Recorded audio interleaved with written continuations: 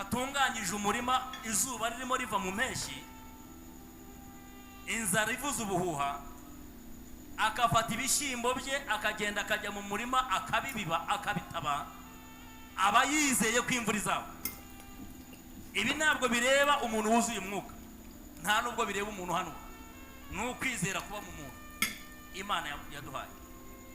Iyo umucuruzi afashe indege akajya mu Bushinwa agafata miliyoni 20 akazirangura inkweto, we aba yizeye ko abakiriya azababona mu izina rya Yesu. Ibi ngibi ntibisaba ko yuzuye umwuka, we yajimije iyo arangura byinshi abarimo ababona abakiriya benshi. Imana ishimwe cyane. Hanyuma uku kwizera nawe ufite wowe wicaye hano, nsaba ngo Imana ikongere ku rundi rwego. Hano harimo abantu baje mu buryo bugera kuri butatu. Wizeye ko icyo gihugu gihari ariko nturakibona. Ndimo navuga kwizera kuzwa no kumva. Kwizera kuzanwa no kumva. Umuntu ahagarara aha akakubwira uburyo Imana yakunze abari mu isi cyane, igatanga umwana wayo w'ikinege, agasanga gusa n'Imana atari byo kugundira, akemera kwisiga ubusa akaza mu isi. Aya makuru akayamanuka akakubwira neza ukuntu Kristo yavukiye mu nda y'umwari Mariya, akaba muri iyi si ari Imana.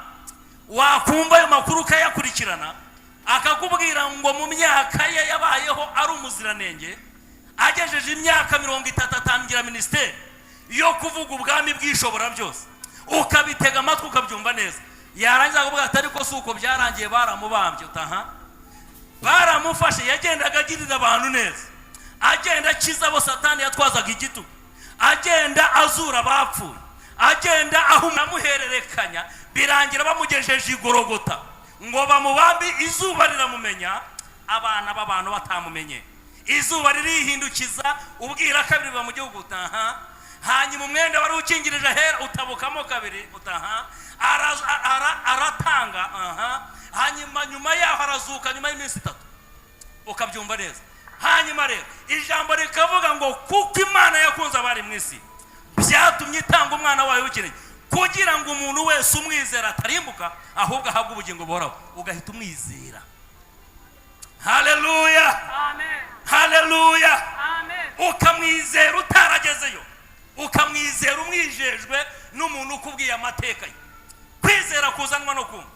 Hari ukwizera rero kwa gatatu, kwizera mu buryo bw'umwuka aho dushingiye uyu munsi, kwizera kumanura ibitangaza. Uku ni ukwizera ikabiguhishurira usenga, ikabiguhishurira ugenda, ikabiguhishurira hari aho wicaye, ikakubwira ngo nkugize. Duhereze Imana yacu icyubahiro mu izina rya Yesu. Ikakubwira ngo nkuhaye, ikakubwira ngo ndakuremye, ikakubwira ngo nta soni, we wareba ugasanga zirahari, ikakubwira ngo ibyo abantu bibwira n'ibizasohora, wowe ugakeka yuko haleluya. Waganira n'umuntu wabimubwira akagira ngo urimo urarota. Yesu nashimwe cyane. Uku ni ukwizera kuzimiza, kumanura imbaraga z'ibitangaza mu buzima bw'umuntu. Iyo winjiye muri izi mbaraga rero, Yesu nashimwe cyane. Paulo hano twasomye ijambo ry'Imana riramubwira ngo yandikira Abefeso, arababwira ngo nkimara kumenya uburyo mwizera, nkimara kubona uburyo mumaze iminsi 3 muri kugira ngo Imana y'umwami wacu Yesu Kristo ibahereza umwuka w'ubwenge no guhishurirwa, ngo bitume muyimenya, mumenye ubwinshi bw'imbaraga zayo. Haleluya, mumenye ubwinshi bw'imbaraga, imbaraga za kirimbuzi, imbaraga zisenya, imbaraga zirema.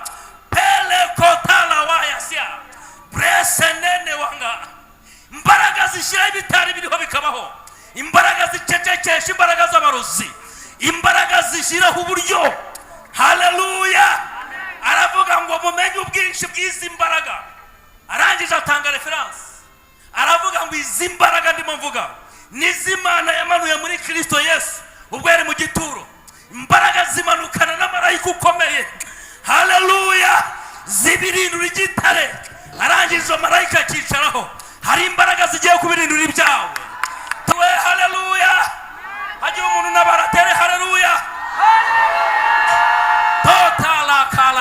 yasha. Jambo ry'Imana rimbwira iki rero? Rirambwira ngo izi mbaraga vuga ngo izi mbaraga, ndavuze ngo Imana izikwambike mu izina rya Yesu. Izi mbaraga Imana izikwambike, izi mbaraga Imana iziguhe, izi mbaraga ndenga kamere, izi mbaraga iziguhe mu izina rya Yesu. Izi mbaraga uzihagararamo ugahindura ibintu, izi mbaraga uzihagararamo ugatanga amahoro ahatarari, izi mbaraga uzihagararamo abarozi bakabura ijambo, izi mbaraga uzihagararamo ibitega bikabura ijambo, izi mbaraga uzihagararamo. Haleluya. Umva icyo ijambo ry'Imana ririmo rimbwira. Umunsi umwe kozi Imana Petero yahagaze muri izi mbaraga, ajya Yopa. Ageze Yopa asanga habaye ikibazo gikomeye cyane, asanga umwe Masiya ikarema itandukaniro.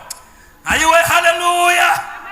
Mana irema itandukaniro hagati yawe n'abantu, Mana irema itandukaniro hagati yawe n'abapagani, Mana irema itandukaniro.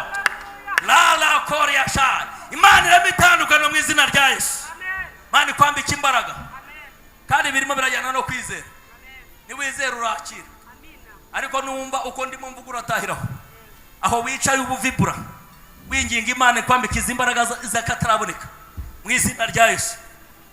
Petero ngo agereyo, Bibiliya irambwira ngo aheza abantu bose, yabacishijemo ijisho asanga hari abantu baje nuko ngo batabaye ariko batizeye Imana.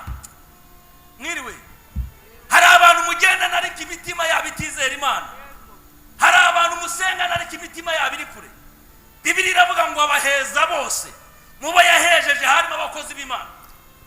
Kintu muzashumvishe, n'imbaraga zinjira mu bubiko bwa hari imyuka y'abatabarutse, ukarobanwa mu mwuka wagiye ukawugarura, kavuga ngo subira mu muntu, abantu bagahimbaza ishobora byose mu izina rya Yesu. Imana iguhe ububasha muvandimwe, ububasha ku banzi bawe. Nari mvuze haleluya, nari mbaje kuvuga ku kwizera. Reka mvuge gatoya ku bubasha. Vuga ngo ububasha, vuga ngo ububasha cyane. Imana ikuremera ububasha muri amasengesho, kandi wizere yuko ubuhawe. Imana ikuremera ububasha, Imana ikuremera ububasha muvandimwe. Icyo nta kintu nashuriwe gikomeye. Ushobora gusenga utagira ububasha, ushobora no guhanura utagira ububasha, ushobora no kwereka utagira ububasha, ariko Imana iguhaye ububasha ku bintu, ndakubitisha inkuba igasubirayo, kubera ko ububasha ufite buri hejuru yabo. Imana iguhereza ububasha. Nari mvuze ngo akira ububasha mu izina rya Yesu. Haleluya, haleluya. Imana iguha ububasha, Imana iguhereza ububasha. Jambo ry'Imana rimo rirambwira iki? Rirambwira ngo ku munsi wa 13 ukwezi kwa 12, uko kwezi kwitwaga Adari, ngo nibwo abanzi b'Abayuda bibwiraga ko bagiye kugira ububasha ku banzi babo. Ngo ariko iryo joro birahinduka, Abayuda bagira ububasha ku banzi babo. Haleluya. Hari ibyo abanzi bawe bibwira, hari ibyo abadayimoni bibwira, hari ibyo abapfumu bibwira, hari ibyo abakoresha bibwira, hari ibyo umwuka w'ubushomeri wibwira, hari ibyo imyuka yibwira, ariko birahindutse. Birahindutse aho nkorera, birahindutse uko nsenga. Tera haleluya ngo birahindutse. Ola korea shaima lele amanga ya sibeneka, mumbwire ngo birahindutse. Hanyuma rero gahunda ukuntu igenze, ubikirere kiriyibitse sasa. Haleluya. Vuga ngo kiriyibitse. Tugiye gukora intambara, tugiye kudekarara mu mwuka. Haleluya. Vuga ngo birahindutse. Ibyo abazimu bibwiraga birahindutse, ibyo abarozi bibwira birahindutse, ibyo abakwanga bibwira birahindutse. Bibwiraga ko upfuye ariko ubayeho, bibazwe. Tera haleluya. Betalalawa. Bibwiraga ko isoni zigukoza ariko nazihari, nazihari, nazihari, nazihari, nazihari, nazo. Bitaga Morodekayi. Twebwe tuvugarukira ku ijambo rivuga ngo yari umuzamu. Diya yari umuzamu, yego nibyo, ntabwo beshe, yari umuzamu, ariko yabaga mu basirikare barinda umwami. Ntabwo umuntu uzamu nk'aba bo Gacinjiro yarinda ibwami. Mwiriwe neza? Ntabwo bishoboka. Morodekayi yari umusirikare, ariko wubaha Imana yabo. Yarazi amateka y'Imana y'iwabo, yarazi neza uko agenda mu banyamahanga. Yari umusirikare uri ku irembo yizera Imana. Nagitangaza yuko wabona ubuzima ntabwo, ariko izerire mu buzima, izerire ishobora byose. Wezamura kwizera gusa. Morodekayi yari ku irembo, bigaragara ko yari umusirikare wo hasi, arinda ku irembo ryo hanze. Noneho ndagira ngo mukore comparison cyangwa se mugereranye. Reba umusirikare uri ku irembo n'uburyo abasirikare. Sinzi icyo yakoreye umwami mu by'ukuri. Icyo yakoreye umwami ntango nkizi, ariko kirahari. Bibiliya ntacyo yavuze. Bibiliya ivuga ko umwami yamuhaye icyubahiro kiruta abandi, icy'abandi. We yamuhaye icyubahiro kiruta icy'abandi, niko Bibiliya ivuga. Icyo yakoze ntukimbaze. Hanyuma ashyiraho gahunda ikomeye. Aravuga ngo uretse jye, abantu bose abasirikare bajya bakunamira bakuramye. Ashyiraho iryo tegeko ari umwami. Asanga umwana w'umuhungu w'umuyuda uhagaze ku irembo, wifitiye karachinikofe, aravuga ati Imana y'iwacu nta yindi mana twayibangikanye. Nimushaka munyirukane nzajya guhinga, nimushaka munkora icyo mushaka. Yanga kunamira general. Tubivuga mu mujyango ni ibintu byoroshye. Kunanirwa kunamira umugaba w'ingabo. Diya, ibyo bintu nanga ari ibintu biri hano hafi. Usibye kwizera ishobora byose, usibye kwizera Imana, ugahagarara mu bushobozi bw'Imana, ntabwo wakagombye kubudiringa nawe. Sirikare kumwica habaye inama. Muramwikirana kugira ngo amwikize, habaye inama. Iyo aza kuba ari umuturage ntabwo yari kubyukaga, yari kugenda agahita amufata akamusimbuza undi. Ariko kuko yari umusirikare wa leta w'ubwami bwemewe kandi bukomeye, yananiwe kumutsimbura. Abaho gahunda yo kumujya kumusaba umwami. Noneho ngo amusaba umwami, ariko akora ikosa ryo gushaka kumurimburana na bene wabo.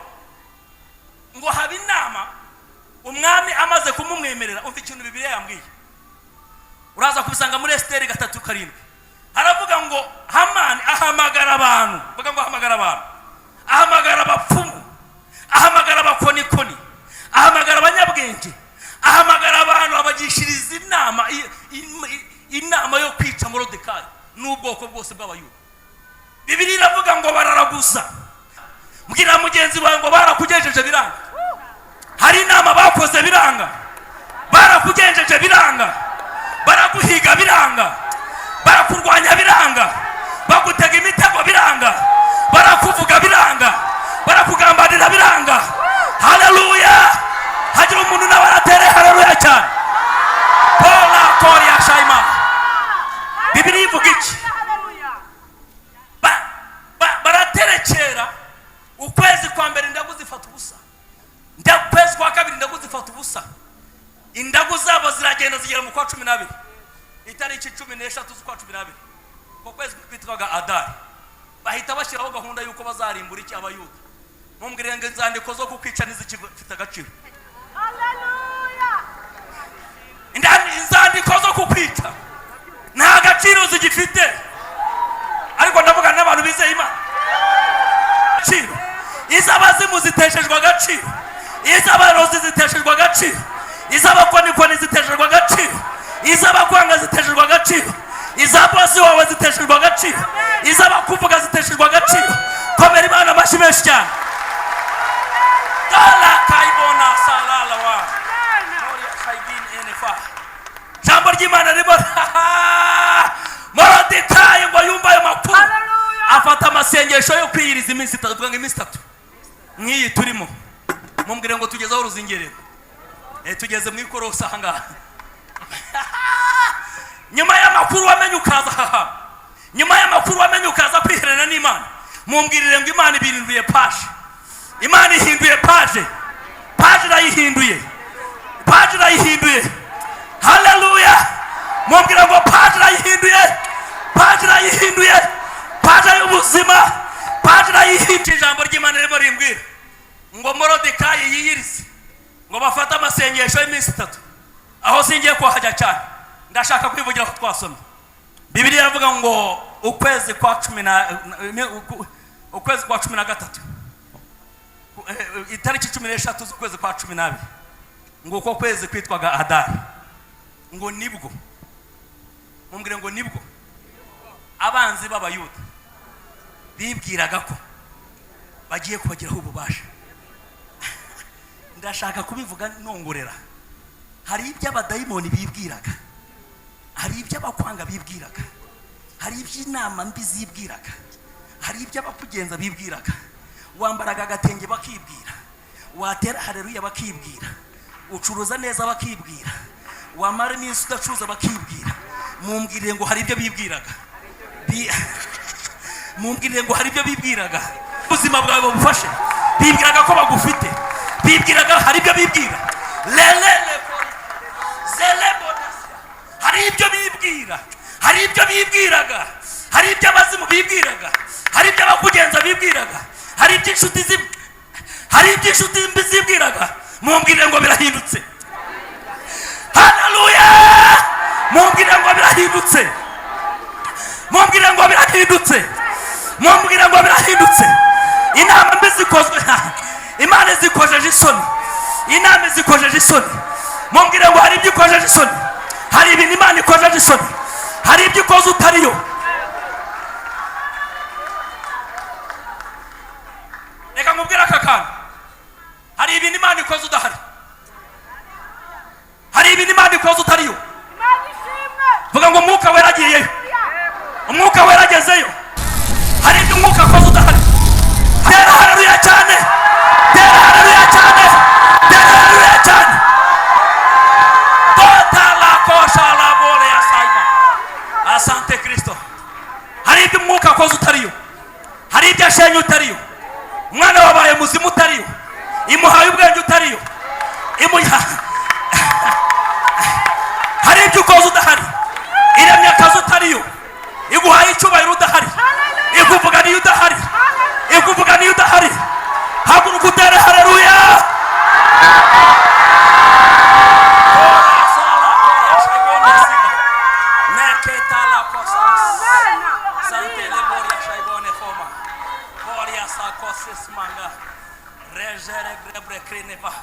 Hari ibyo Imana ishenye udariyo, hari ibyo ishenye.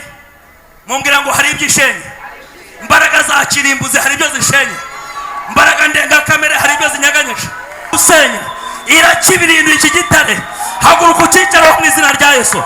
Icara mu bwanya wawe, icara mu bwiza bwawe, icara mu cyubahiro cyawe, icara mu mavuta yawe, icara mu komera Imana amashyi menshi.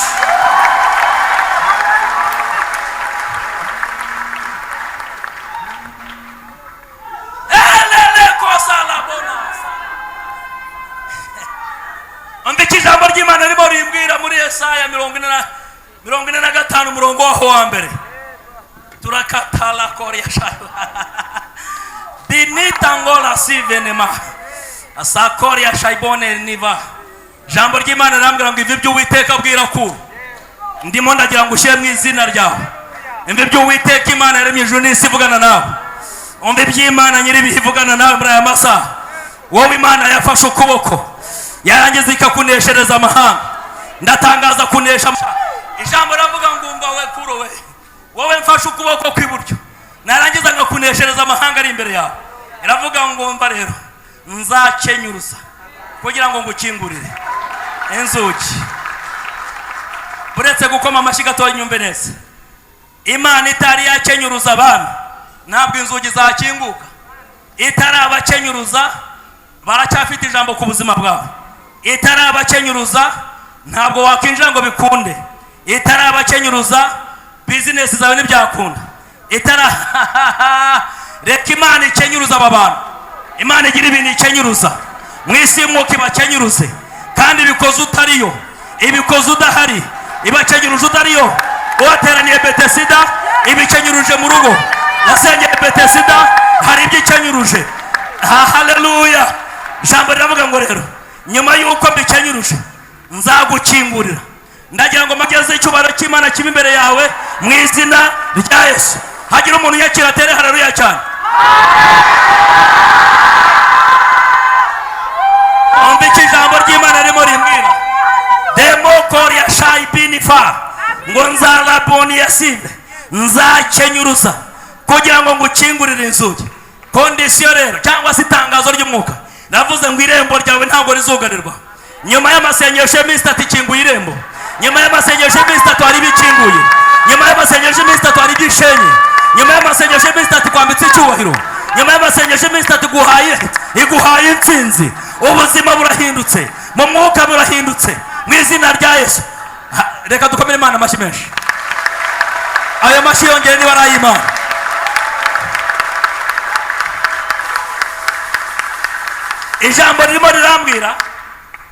ijambo rirambwira kandi naryo ngiye gusorezaho. tangaza byinshi wagiye ubone ineza y'Imana ku buzima bwawe. Imana hari ibyo yagiye gutsindira. Vuga ngo hari ibyo yagiye insindira kandi warabibonesheje amaso. Ariko hari igitangaza kimwe gituma uririmba. Haleluya. Hari igitangaza gituma uririmba. Icyo ni kigiye kuremera aha hantu. Ndabanza nguha urugero gatoya. Imana yakoresheje amaboko akomeye mu gihugu cy'Abanyagiputa. Igihugu cyuzura umwijima. Miriyamu niyaririmba. Vuga ngo ntabwo yaririmbye. Kandi nuvuga ngo Igosheni hari umucyo. Igihugu cyose giterwa n'inzige. Miriyamu niyaririmba. Vuga ngo niyaririmba. Nuvuga ngo biriya bimenyetso byose n'imfura mu gihugu zirapfa. Miriyamu niyaririmba. Ngo baragenda bagere ku nyanja itukura, abantu bose bajugunya amahoro. Imana ikora igitangaza kitigeze kibaho. Vuga ngo hari ikiremye aha hantu. Umva rero ngo ahagaze Mose arambura ukuboko hejuru y'inyanja icikamo kabiri. Miriyamu niyigeze aririmba mu by'ukuri. Ntabwo yaririmbye. Hari ibyo Imana yagukoreye ntabwo wigeze uririmba. Hanyuma ngo barambuka. Abisirayeli bamaze kwambuka neza bageze hakurya. Abanyagiputa nabo bageze ku nkombe bagiye kwambuka. Ngo Imana imbaraga zakataraboneka twahoze tuvuga hano zinjira mu kuboko kwa Mose. Arambura ukuboko hejuru y'inyanja. Ngo inyanja isubizwemo guhorera kwayo. Umva icyo Bibiliya imbwira. Ngo Uwiteka Imana wataramiye, Uwiteka Imana waje gusenga, ngo akunkumurira ingabo z'Abanyagiputa mu nyanja. Haleluya. Uwiteka agira ibintu akunkumura. Agira ibintu akunkumura. Hari ibintu urambiye ngo abikunkumure. Noneho rero ngo akunkumurira ingabo z'Abanyagiputa mu nyanja. Niyo gitangaza gituma uririmba. Mu isoko uririmbe. Aho ugenda uririmbe. Muri business uririmbe. Aho ukorera uririmbe. Haleluya. Haleluya. Haleluya. Mani bahumugisha mwinshi. Bahagaze mu ijambo rivuga ngo kwizera kurema ibitangaza. Kwizera kurema ibitangaza. Mwongera ikindi kivuga ngo Imana iguhereza ububasha. Guhereza ububasha mu maraso. Kanseri isohoke. Guhereza ububasha. Guhereza ububasha mu magufwa. Mbaraga zikumunga zikurekure. Guhereza ububasha mu mwuka. Ibyakugendagendagaho bimeze nk'intozi bikurekure. Iguhereza ububasha bwo gucecekesha ikintu cyose mu izina rya Yesu. Tugiye kwinginga Imana ishobora byose. Ntabwo ngiye kure yo kwizera kuko byose biraremwa no kwizera. Munyemerere twinginga ishobora byose duha ububasha. Basubireyo. Iguhereza ububasha bwo kugira ngo ibyo bakora igi bitsinda utariyo. Ibineterarizeyo. Imana iguhereza ububasha. Ndimo ndumva nshaka kwinginga abantu kugira ngo duhamagare ububasha bw'Imana mu izina rya Yesu. Turakora ibintu bigera nko kuri 2. Kuko Imana igambiriye gukora ikintu gikomeye. Mbere y'uko iguhereza ububasha, ijambo ry'Imana rirambwira ngo none hiyunge nayo cyangwa se iyuzuze nayo ngo ubone amahoro. Ngo nibwo ibyiza bizakuzaho. Hanyuma ijambo rikongera kambwira ngo nudebosa kaliminivaisia. Ngo nuvana ibishimwa mu bigawa. Ngo akanwa kawe kazaba nk'ak'Imana. Waba bateraniye ahangaha hari ibintu ushaka kuvangura. Vuga ngo kuvangura. Urashaka kuvangura. Imana iguha ububasha. Urashaka the first step ni vangura. Imana iguha ububasha. Niko ibintu ni formula ubundi. Vangura wakira ububasha. Ndashaka kuvugana n'umuntu ushaka mu izina rya Yesu. Wala la alibiniva. Imana yashaka gutanga ububasha, koza isoni izo mbaraga ziguheza mu bibi, zineteraniza hamwe. Igira imbere hano kuko gahunda hano ikidendezi kihindurije. Reka turajya ngo twubike izi mbaraga mu izina rya Yesu. Mana ikubohore uri muzima, ntabwo yaguha imbaraga uri mu byaha. Talala mangaya sia Sante Kristi jenema. Mana we, haleluya. Amen. Kozibi kaivoma, kozisoni satani. Hagurucuze hano kuko ino munsi wa gatatu umunsi Imana ije gukoza isoni imbaraga zikurwanya. Imana imanukiye gutanga imbaraga ziri supernatural, zimira izindi imbaraga, zimira ibitavuga Imana, zimira vuga ngo zimira imbaraga, zimira imbaraga zisenya, imbaraga zacirimbuzi tata izina rya Yesu. Reka saba umukozi w'Imana, umushumba umubyeyi wanjye Revera Pastor natambuke hano. Aba bana batuzi mu mbaraga zakataraboneka. Ubundi duhamagara Imana, mureke duhamagara Imana, mubone Imana haha. Ibyo Imana igiye gukora muzabibwira abantu, muzabitangariza amahanga, kandi muzabivuga bigere kure cyane. Imana imanuye gukora ibintu bikomeye, ije gukora ibintu bitangaza mu izina rya Yesu. Reka tumwakire. Imana imuhe umugisha mwinshi mu izina rya Yesu. Yaba byari bidukundiye dufite umwanya, mwajya kutwongora mukatubwira ibyo mwaguyemo, ibyabananiye kubireka. Ese ni ibiki? Ni ibiki byabananiye?